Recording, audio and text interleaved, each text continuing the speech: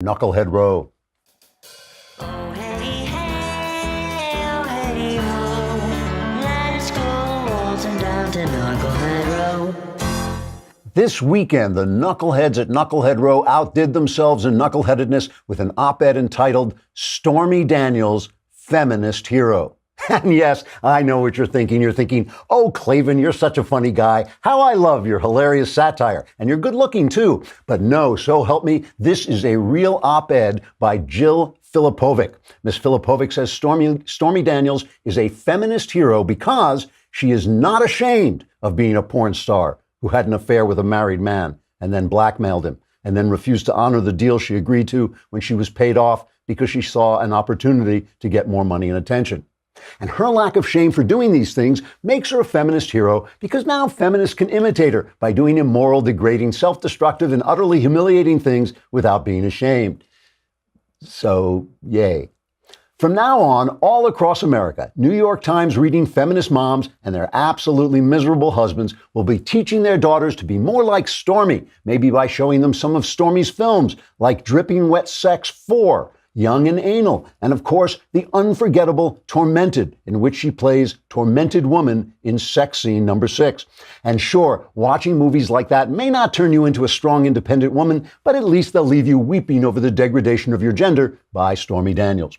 But you know, there is one way in which Stormy has exhibited feminist independence. She has made her own choices. She chose to sleep with Trump. She chose to commit blackmail. She chose to take hush money, then chose to break her contract and make a spectacle of herself. In fact, everything that's happened to Stormy is because of something she chose. So why is everyone trying to blame Trump? That's strange.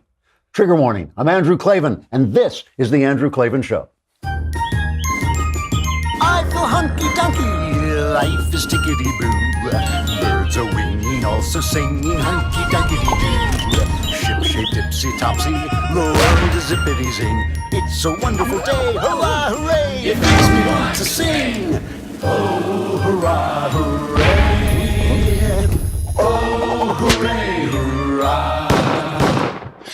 All right, we got a lot to talk about, and Michael Knowles is going to come on and talk about the church and college campuses and all the craziness going on in both places. You know, there's sometimes I come in here after a long weekend and I see the machinery on fire and all our connections are down and the copy machine is just spitting out copies of somebody's naked backside over and over again. I think, maybe we should have used ZipRecruiter. ZipRecruiter is the place where growing businesses can go to find the new hires that they need. ZipRecruiter.com/dailywire is the place. It sends your job to over 100 of the web's leading job boards, and they don't stop there with their powerful matching technology. ZipRecruiter scans thousands of resumes to find people with the right experience and invite them to apply to your job. As applications come in, ZipRecruiter analyzes each one and spotlights the top candidates so you never miss a great match. ZipRecruiter is so effective that 80% of employers who post on ZipRecruiter get a quality candidate through the site within the first day. Now, we do that here too, except the quality thing is all different. So with results like that, it's no wonder that ZipRecruiter is the highest rating hiring site in America. And right now, my listeners can try ZipRecruiter for free. That is a good price, free, at this exclusive web address. Go to ZipRecruiter.com/dailywire, all one word. That's ZipRecruiter.com/DAILYWIRE, all one word. ZipRecruiter.com/dailywire. Try ZipRecruiter for free. It is the smartest way to hire.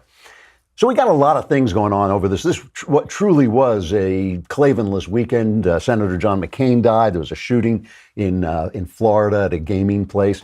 And even Neil Simon died. We shouldn't let that go unmentioned. Neil Simon, one of the kind of great comedy writers of the last generation, he became obsolete as Woody Allen and irony came in on board, but he created The Odd Couple. He was one of the writers on your Show of Shows back in the day. So he was really a major force in comedy. He died at 91.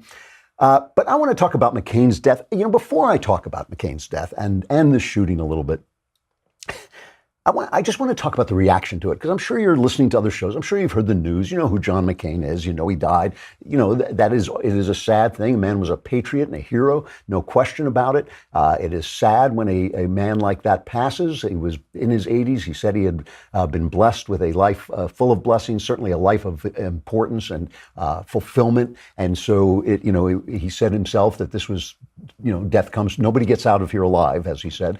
And I think that we understand that. So I don't think I have to talk that much about that. But what I do want to talk about is the structure of our reaction. A lot of times when I go around talking to conservatives, trying to get them more interested in the culture, because I feel the culture affects attitudes over the course of 20 years down the line. And when you get to that place, and it's all a big emergency because people are voting for a president who says he's going to fundamentally transform the greatest country on earth, it's too late. It's too late to change things. So you got to get involved in the culture. Now, one of the things I always tell people is that conservative culture doesn't look like conservative life. In conservative life, you try to be true to your wife, you try to do the right thing. But sometimes when you're watching the culture, a show about a gangster like The Sopranos can show those values in operation by showing the opposite of those values at work. And one of the points I always make about The Sopranos is that David Chase, who created The Sopranos, had worked in TV all his life.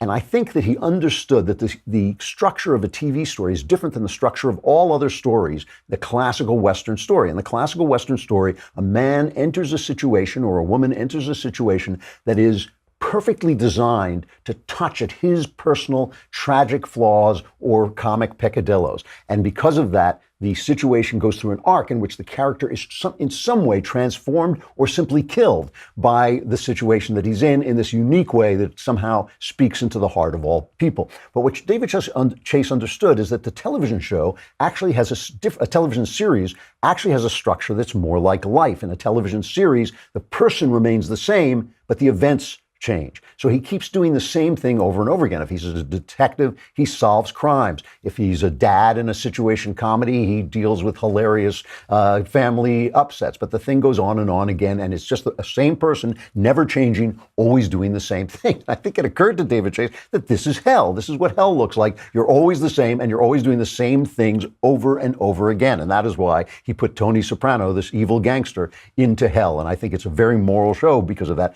But when I look at social media and when I look at the news media reacting to an event like Senator McCain's death, I feel like I'm in hell. I feel like America has now entered a social media and news media hell where every event just repeats the same pattern again and again. A man like McCain dies. We all know that over and above our disagreements with him, over and above personal traits that we might have disliked, over and above the mistakes he made, there was a man. Here was an American man. And to say somebody is an American man is high praise. To say somebody is a man who operated as a man and as an American at the same time for all of his life, that to me is high praise because what America stands for and what McCain stands for. So what's your immediate reaction? He dies. You didn't know him. You're not grieving in your heart, but you send out a tweet that says, R.I.P. Senator McCain, right? And that message lasts for 5 minutes on Twitter or on Facebook, people saying respectful things and goodbye to this guy. And then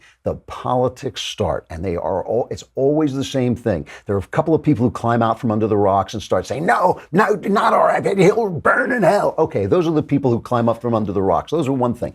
But it's then the other people who start using their tribute to McCain as a way to show that other people are not paying tribute to McCain in quite the way they should be. Or they want to show you how McCain was something that Donald Trump is not. Now, that's mostly on the left. What they do, on the left, the only good Republican is a dead Republican. They hate Ronald Reagan. They hate George W. Bush. He's a Nazi. They hated John McCain. They called him racist. They called him old. They always loved him when he wasn't running against one of theirs because then he was kind of a moderate Republican who would cross the aisle, who did do things that drove the right crazy. He was not a big right-winger. He was not a big conservative. except in very small ways, but he was always annoying the base, and so the left loved him for that. But the minute he was running against Barack Obama, oh, how old he was. He was so old. And wasn't that a racist, whistle? And now suddenly he's dead. If only the Republicans were like John McCain, what a wonderful American he was. And so they used the guy's death immediately as a political attack. And then, of course, the people on the other side start saying, on our side, they start saying, hey, wait a minute. You're praising him now because he's dead, but you didn't praise him when he was alive. Let me tweet your news story where you said this. I mean, Don Lemon especially was like, he was, that thing Don Lemon does where he's so sincere and so, and now he was one of the guys saying, the question about John McCain is, wasn't he really a racist? Wasn't he really, starting this racist thing? So the guy's death becomes a political battleground. And I personally feel that if I send out a tweet saying what I would normally say, which is, an American man, a big loss, R.I.P. Senator McCain, I feel like I'm virtue signaling. I feel like I'm saying, see, folks, this is how it's done, and you stink. So you cannot even return to the normal ways we would approach death. Here's the thing about death, okay? Death is appalling. If you don't know this, it's because you're young. Young people don't have to know this, but because they don't know it, they should be reading great work. They should read the newspaper, but they should also be reading Shakespeare. They should also be reading the Greek tragedy. You got to learn that this is what life is about. Life, just like Donald Trump doesn't take place in a world that doesn't have Democrats in it. He's part of a world that has other things. Life takes place in the shadow of appalling death. It completely erases people from the face of the earth, and that's appalling. And so when we see death, and when we realize death is our common goal, we stop a minute. There's nothing wrong with stopping a minute and saying, let us take the best look at this man's life, because when we go, and guess what? We want people to do that for us, because we all make mistakes. We all have people who hate us. Just a minute to pause. And it's not, here's a time, what I think about the mainstream media, how corrupt I think they are. But here's a place where I feel that the people who attacked Senator McCain on political grounds and then praised him at his death were not doing anything wrong. I had a friend, a next door neighbor, and we were good friends, and we would play tennis together. And he was a liberal, and we would fight like cats and dogs. In fact, cats and dogs had nothing on us. I mean, we would scream, and he would come over at my house, and I would go over to his house. We would sit at the dinner table, and we would scream at each other. I remember once getting so angry, I actually slapped the table with my hand at this is a dinner. This is over a civilized dinner. And then at some point in the conversation, every single time, we would stop, we would calm down, we would raise a glass, and we would say, praise God, we live in a country where you and I can sit and say these things to one another and still be friends, and nobody comes and tells us what to say. And that was that was a big part of our relationship. And it was good for both of us to hear the other side from somebody we respected and liked. My friend got cancer, and it wasn't just cancer, it was a death sentence. They told him, you got a year, that's it, it's over. And I would still see him, I'd still invite him over, and we'd bump into each other even as he got too weak to visit. And he would still try to start political arguments with me, and I couldn't argue with him. I couldn't do it because I just felt, you're dying. Don't think about this anymore. You're leaving this behind. And when he died, I realized I was wrong. I should have argued with him, because as long as you're alive, you're in the fight. As long as you're alive, you are in the fight. It is right to fight. I mean, it's dead people who stop fighting. Living people have to fight for what they think is right, what they think is good. So I have nothing against the left for saying that, I hate McCain, or I like McCain when he's not running against Obama, and then praising him. And I got nothing against people who said, like me, I disagreed with a lot of what John McCain did. I thought he made life too personal, politics too personal. I thought he was wrong to come and vote against the repeal of Obamacare when he ran on the repeal of Obamacare. I thought McCain-Feingold was an atrocity and all this. But I realized that when this guy dies, you stop for a minute and remember what he was. Let's go back to his acceptance of the nomination when he was running for president. And he talked about how he got caught in how he was captured in Vietnam. And they came to him and they offered him his release because his father was an important admiral, and they knew it would be good politics to offer him a release. Here is John McCain. John McCain stood up and he talked about the fact that they came to him and they said, we'll let you go. And he said, the rule is that I will not go until you let the people who were captured before me go. I mean, that's an amazing thing to have said. And he stayed. And after that, they started to just absolutely brutalize him. I was in solitary confinement when my captors offered to release me. I knew why. If I went home, they would use it as propaganda to demoralize my fellow prisoners. Our code said we could only go home in the order of our capture, and there were men who had been shot down long before me. I thought about it, though. I wasn't in great shape, and I missed everything about America, but I turned it down. A lot of prisoners had it a lot worse than I did. I'd been mistreated before, but not as badly as many others. I always liked to strut a little after I'd been roughed up, to show the other guys I was tough enough to take it. But after I turned down their offer, they worked me over harder than they ever had before, for a long time, and they broke me. When they brought me back to my cell, I was hurt and ashamed, and I didn't know how I could face my fellow prisoners. The good man in the cell next door to me, my friend Bob Craner, saved me. Through taps on a wall, he told me I had fought as hard as I could.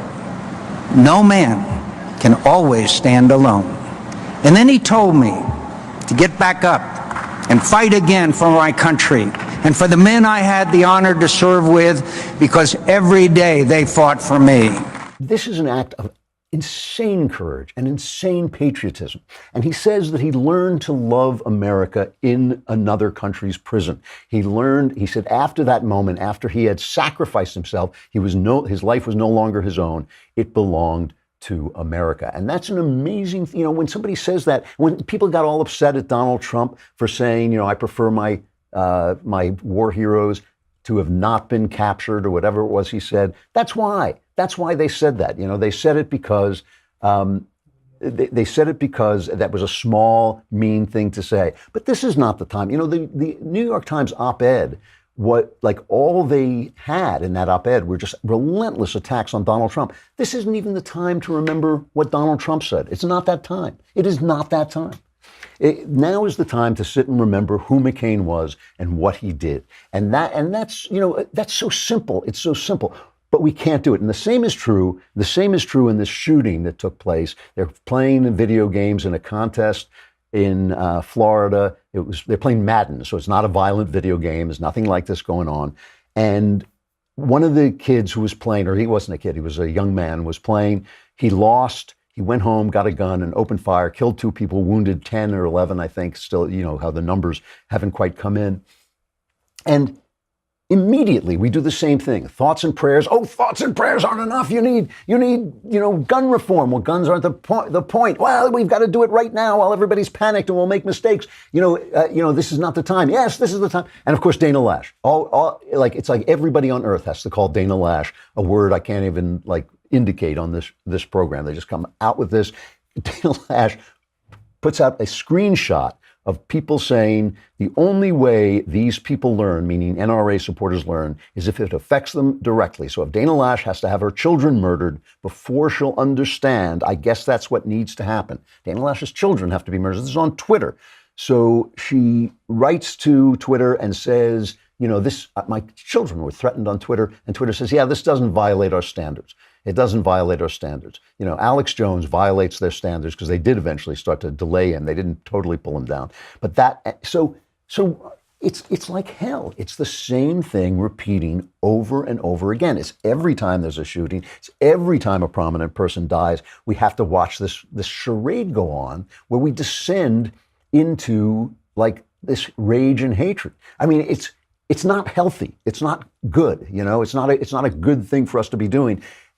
Again, we should be fighting. We should be fighting because we disagree, but we should be able to stop just for a minute, just for a day, one day. The world is not going to go away in a day. All our troubles will still be here tomorrow if we take a minute and salute the guy.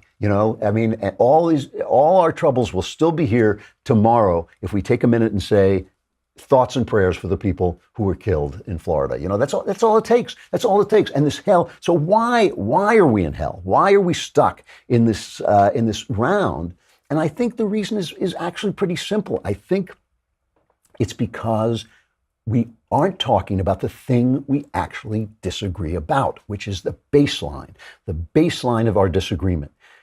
One side believes in what America was made to be, what it was made by the founders to be. Very simple, very simple. The founders said, we want people to be free. We don't want them taxed without representation. We don't want them told what to do by distant rulers who don't have their interests at heart.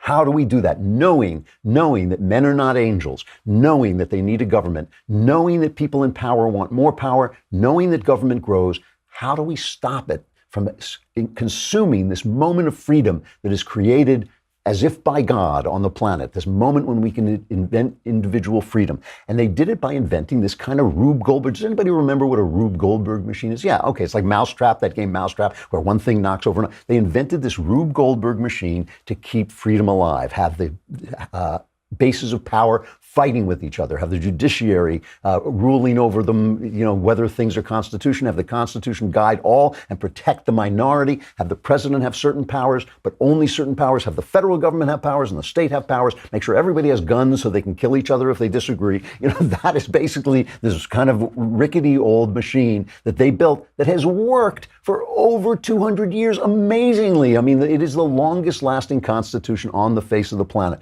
So one side is saying, this is why when it comes to the Supreme Court, it is not a fair argument. One side is saying we want our Supreme Court guys to go in there and give us rights to abortion and to give us rights to gay marriage. And the other side is saying, hey, that's not the question. The question is, will you do your job in the Rube Goldberg machine? Will you do your little piece and knock over the marble that flows down here so we can make the laws in our localities, but you will keep the machine alive by upholding the Constitution? That's the difference between us. And if we're not talking about that difference, we're not talking about anything. If we're talking about abortion, we don't agree on abortion. I get it. But do we agree on the Supreme Court's role on abortion? That's the question that we're never talking about. The other side is saying we want to fundamentally transform this country. We want to, here's a perfect example. All these socialists who are springing up on the ignorant left, these idiots like Alexandria Google Eyes Cortez, who just like every time she opens her mouth, I sit there going like, girl, go to college. Get a degree in something other than leftism, because you don't know what you're talking about.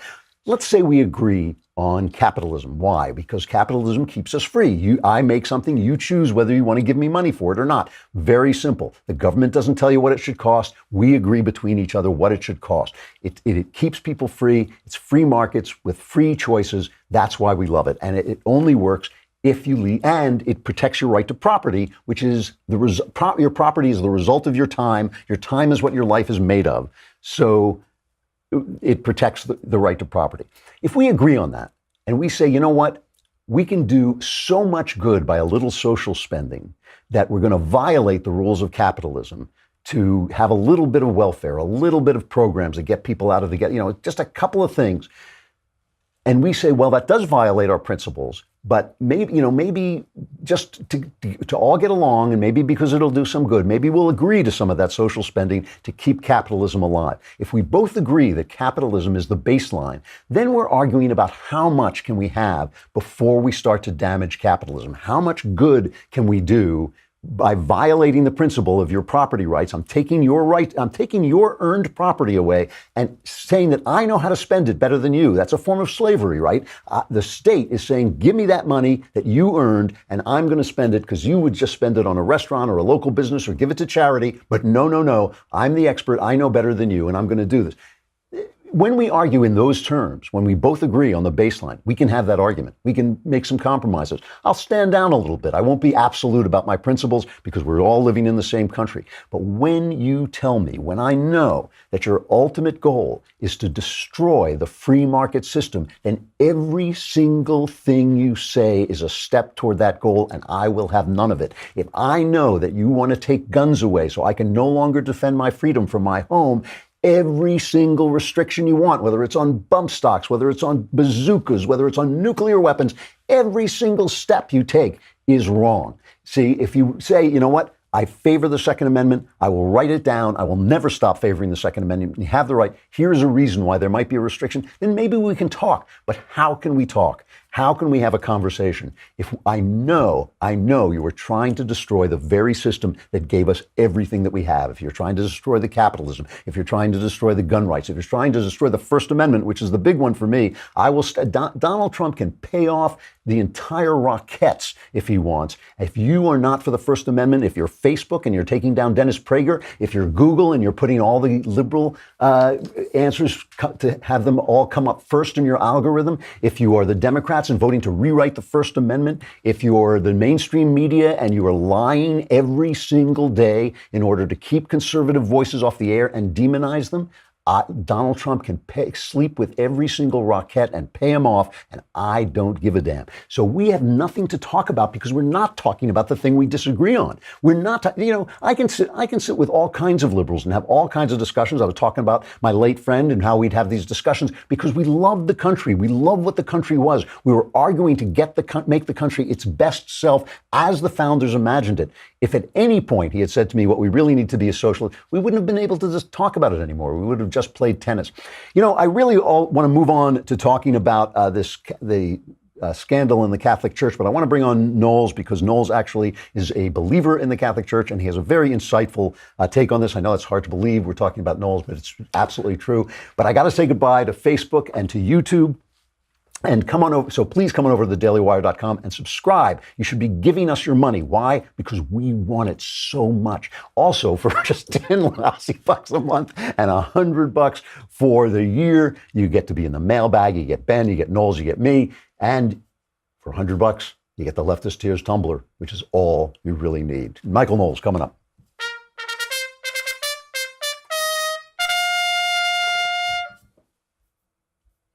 How you doing? Hey, how you doing? I can't believe that's the nicest thing you've ever said about me.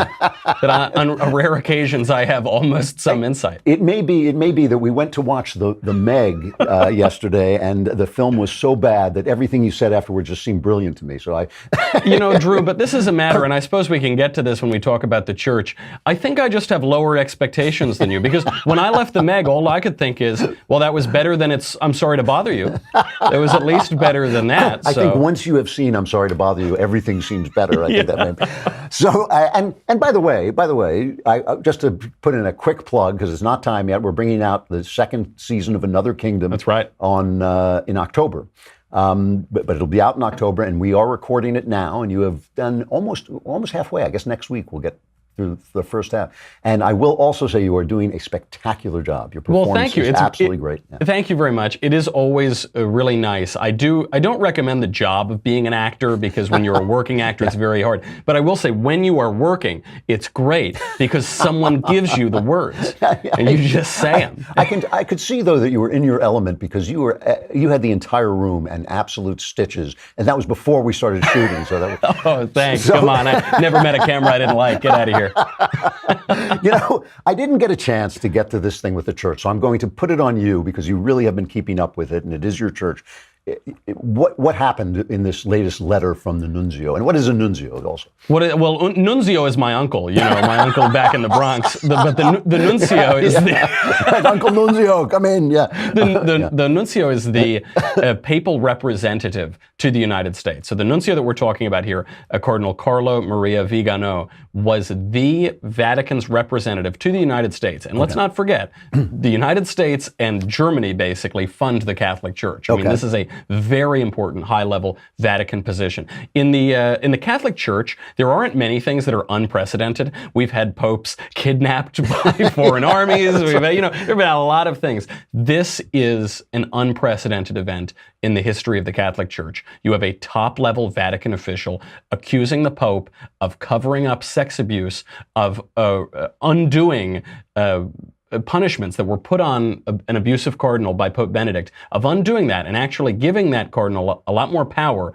And you have this top Vatican official, Cardinal Vigano, calling on the Pope to resign. Wow. This is all but earth-shattering news. Now, the New York Times, a former newspaper, reported this today as Vigano. Is that how you pronounce it? Vigano, yeah. Vigano is an enemy of this wonderful liberal Pope, and these are unsubstantiated charges. Is that a fair characterization. I knew I'd get a laugh anyway. It's as fair as anything else in the New York Times. Okay. How's that damning with faint praise? That's absurd.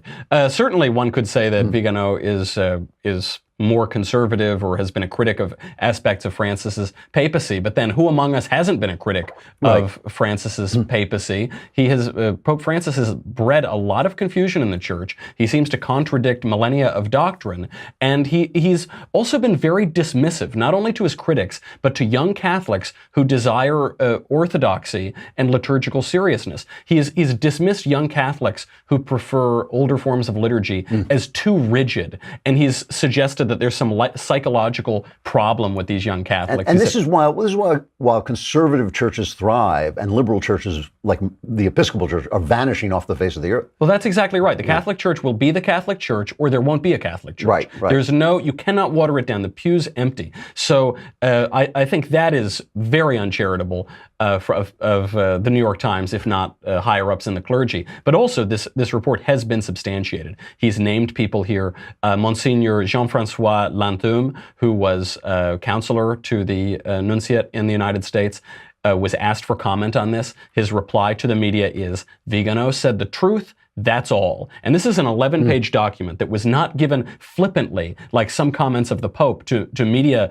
outlets on airplanes and in coffee shops. This was well thought out. This was well planned, and there's nothing to be gained here. Some people like the Times want to say that this is a power play for this cardinal. The cardinal's retired. Cardinal Vigano is retired. He has nothing personally to gain from this, but I think he's unburdening his conscience here. Because I've been getting some flack through emails telling me that I sound anti-Catholic, and I think you know that I am pro-Catholic. In fact, that I think the Catholic Church is an enormously important priesthood. I think you're one Benedict away from being Catholic. One Benedict. No, if they had two incredible home runs, and then they swung and missed. They can't win them all, you know. Yeah, I know. But I think the thing is, I do believe that as Western civilization is teetering on the brink, I do believe that priesthoods are immensely important to restore our faith and to bring people back to God. And I'm not against the Catholicism. I am appalled. Like, for instance, the Pope responded to this on the plane, coming back from Ireland. Ireland, which in my lifetime was one of the most Catholic countries on earth, but which just voted to legalize abortion, with people flying home from across the world, coming back because they hate the church so much. They're so ticked off at these abuses in the church that took place, some of which took place in Ireland. The Pope responded to this letter by saying, basically, I have no comment. I mean, is that fair? I mean, is that a fair? I just find that appalling. That's exactly what he said. It was actually even more on point than that. He said, I will not say one word about this. I think the statement speaks for itself, and you have sufficient journalistic capacity to reach your own conclusion. And it's amazing how when the Pope wants to apparently, we don't know because we're not in the conversations with journalists, but when it's being reported that the Pope is speaking freely, questioning millennia of church doctrine, he's perfectly willing to speak. He's loquacious, he's verbose. But when it comes to direct charges, he will not respond. And this goes back further than just Vigano's letter. 4 prominent cardinals in the church sent dubia to the Pope, 5 dubia, 5 questions, including 2 of those cardinals are now dead, but including Cardinal Burke, who is considered a conservative cardinal, very serious, high-ranking official in the church, and 5 questions about what the Pope said in apostolic letters that seemed to promote heresy, and he's never responded to those questions. Wow. He will not respond to his critics, and this is a real outrage because this Pope has called for transparency. He's always talking about transparency in the media. He's always talking about how awful clericalism is, how we need to stop all of the clericalism, and then what do we get as a response to him? He tells the bishops, he tells his critics, he tells the public to pound sand. I won't answer these doubts. This is really horrifying behavior. So the guy is calling for his resignation, and he's not alone, right? There are other people calling for the Pope's resignation, but I cannot imagine this Pope resigning, so I don't think that's going to happen. What do you think will happen? Well, far be it from me to tell the Holy Father what to do, Yeah. But he has said before, he actually said back in May, that he believes that bishops should know when it's time to leave, including the Pope. They should know when it's time to leave and retire. This fueled, in the conspiracy theory realm, this fueled speculation that Pope Benedict was pushed out, although nobody has any hard evidence of that. This is another example of perhaps the Holy Father might take his own advice. He wants transparency, he wants an end to clericalism, and he thinks that bishops, including the Bishop of Rome, should retire and not die in office. Perhaps if these allegations are true, if the nuncio's statement is true, then perhaps the Pope might take his own advice. Wow. All right. So speaking of institutions that have been infiltrated by people we disapprove of, let's talk for a minute about college campuses, because over the last weeks, there have been just a few weeks, there have been these incredible number of stories of this not only attempts to infiltrate the colleges, but just the fact that they've already been infiltrated coming to light. I mean, I saw this article about socialists saying we've got to move into the schools. Really? I couldn't believe it. This is great because this is from the Young Democratic Socialists of America. Okay. I didn't know there were old Democratic Socialists. I thought Ocasio-Cortez was the oldest one, her and Grandpa Bernie. But the Democratic Socialists of America, they've now said we need to move into the schools. And this is unsurprising because socialists don't know anything about history, so they don't know. They already did it 50 years ago. I was going to say they're going to displace the socialists in the school and move in socialists instead. You can tell the old socialists of America clearly succeeded because the young socialists don't know about their own history. But it's pretty interesting what they said. They said we've got to move in here because because education is a strategic sector. This goes without saying. They point out that education is well paid. Now, often we hear about teachers not being paid very much. It is worth pointing out, in places like West Virginia, which has some of the lowest teacher pay in the country, teachers are often among the most well-paid members of their community, which was pointed out by the Democratic Socialists. They also say that teachers have virtually ironclad job security. True. So if they have all of this job security, this is why the socialists are opposing charter schools. They're supporting teacher unions. They're attacking any chance that a young person might have to get an education or to have upward mobility. They're trying to cut off early on. And it makes sense because they can't win in the court of public opinion. This is the thing. I mean, it seems to me an immediate giveaway if you say, this is my opinion and all other opinions either must be silenced, a la Facebook and Twitter, or you say any other opinion is hateful or literally Hitler.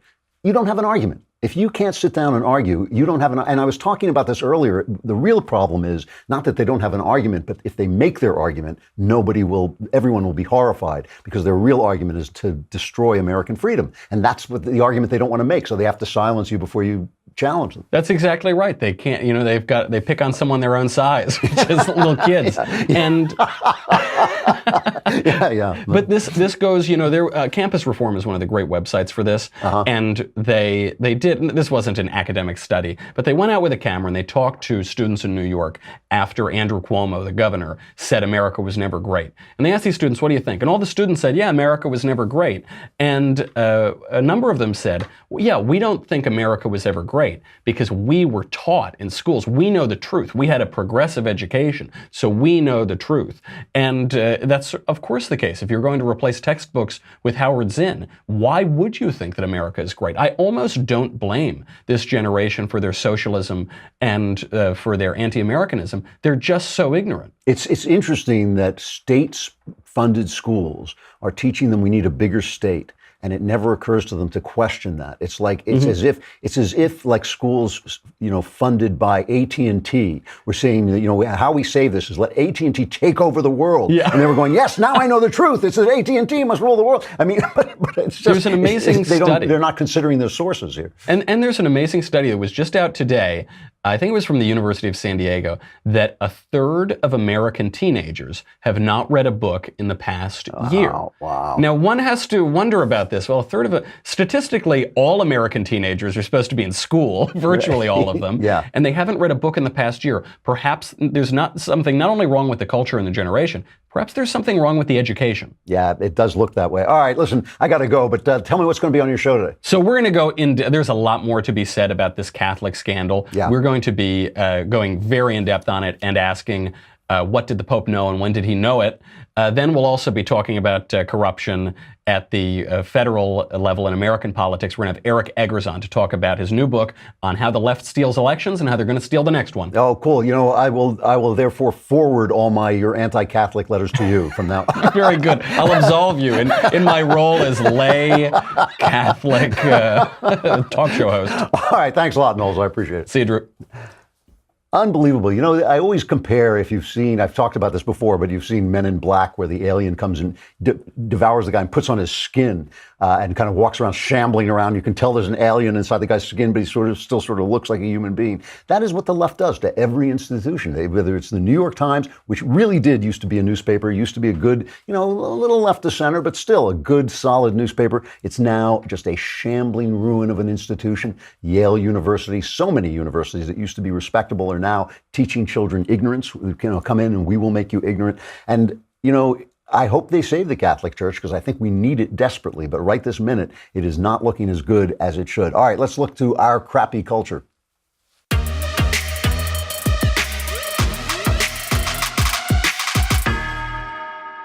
So CNN and just about everybody else had a bombshell report, as they always refer to it. I like when they say that, it's a bombshell, because they're telling you. You know, it's like, shouldn't it be me deciding it's a bombshell? Shouldn't I look at it and say, like, hey, this is a bombshell? But whenever they say bombshell, you know, I think like, all right, I'm the reader, I'll be the judge of that. But they call it a bombshell. This was last week. Michael Cohen, who you know, right, the lawyer who has, you know, quote, flipped on Donald Trump. Here, I'll read you the CNN report. Michael Cohen, President Donald Trump's former personal attorney, claims that then candidate Trump knew in advance about the June 2016 meeting in Trump Tower in which Russians were expected to offer his campaign dirt on Hillary Clinton. Sources with knowledge tell CNN. Cohen is willing to make that assertion to special counsel Robert Mueller, thus sources said. Cohen's claim would contradict repeated denials by Trump, Donald Trump Jr., their lawyers, and other administration officials who have said that the president knew nothing about the Trump Tower meeting until he was approached about it by the New York Times. Now, this is Lanny Davis, is Michael Cohen's lawyer, and he goes on TV on all the shows that he can get on, and he takes it back. He says, this is what he's saying, just to make it clear that this was an untrue story, but because he was involved in a legal case, he couldn't come out and say so. He couldn't correct it. The reporting of this story got mixed up, and in the course of a criminal investigation, we were not the source of the story. And in the course of a criminal investigation, the advice we were given, those of us dealing with the media, is that we could not do anything other than stay silent. So can you say now whether, in fact, Michael Cohen has information that President Trump was aware either before the Trump Tower meeting that Don Jr. was part of with the Russian attorney claiming to be part from the Kremlin with dirt on Hillary Clinton, either that Michael Cohen has information that the president knew about it in advance or knew about it immediately after?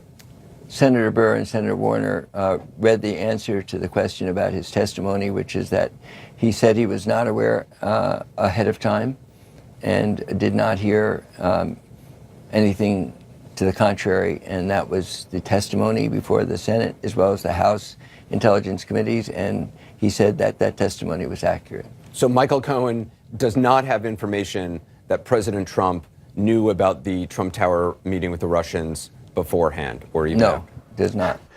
The story is untrue, and nobody picked this up. I mean, Bret Baier was going nuts. Bret Baier, the last honest man on television, was going absolutely crazy. Why is nobody picking up this story? CNN issues a statement. We stand by our story and are confident in our reporting of it. The story, except for the fact that it was untrue. We got everything right except for the facts. That was it. So, you know, there have been 0 mistakes. Let's count them. 0. That's how many mistakes there have been that have benefited Donald Trump. There have been 0 errors that have benefited Donald Trump or put Donald Trump in a good light. And, you know, CNN had to come in and say, oh, we're sorry, we put Donald Trump in a good light, but really he did something wrong. Let's count them again. 0. That's it. None, right? But they keep making mistakes. All the mistakes are on one side, and they never get corrected. And you see them on Twitter, the mistake gets, 50,000 hits and the correction gets 200. This happens again and again and again. I want to play a piece by Chuck Todd. He is talking to CBN's David Brody. And CBN is a Christian broadcasting network, right? It's a fairly conservative network. David Brody is explaining to Chuck Todd, this is on Meet the Press, right? So this is not MSNBC Chuck Todd. This is NBC Chuck Todd. We're supposed to be able to tell the difference, right?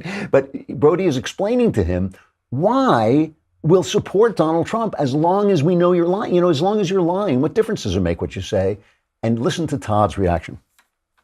I think one of the best things going in Donald Trump's favor, we know this, is the mainstream media. I hate to say it. I know I'm sitting on a Meet the Press roundtable, but the truth of the matter is 62% think the media is biased. So in other words, if you look at the approval rating of Donald Trump, the conservative echo chamber created that environment. It's not.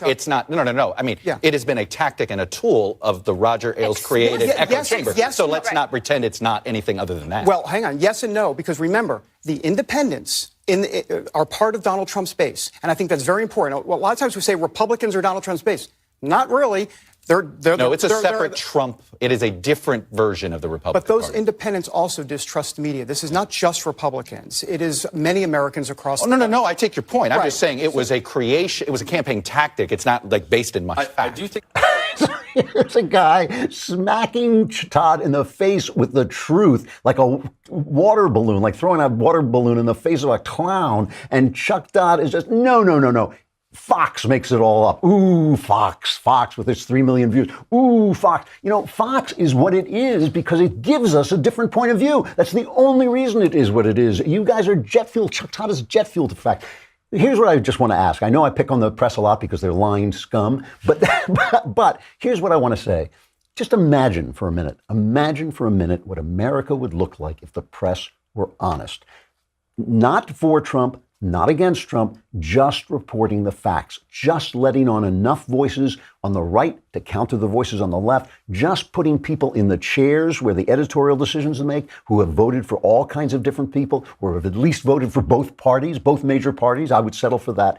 Imagine what America would look like. Then we could start having the conversation that has to be had. When Chuck Todd delivers the news, my feeling is, I don't believe you. I do not believe you. I mean, I just don't, no matter what he says, even when he does get it right, and they do get it right, I'm not saying they don't, why should I believe them when I know they're constantly spinning, constantly lying, constantly skewing the facts? What would our country be like? What would Twitter be like? What would Facebook be like if everyone spoke and at least the two major parties, at least the two major sides were allowed to speak equally without being demonized? I think we would be much better friends, all of us. All right, I got to say goodbye. We got more coming, though. The week has just begun. We are out of the Klavanless weekend and into the Klavan week. I'm Andrew Klavan. This is The Andrew Klavan Show, and we'll see you again tomorrow.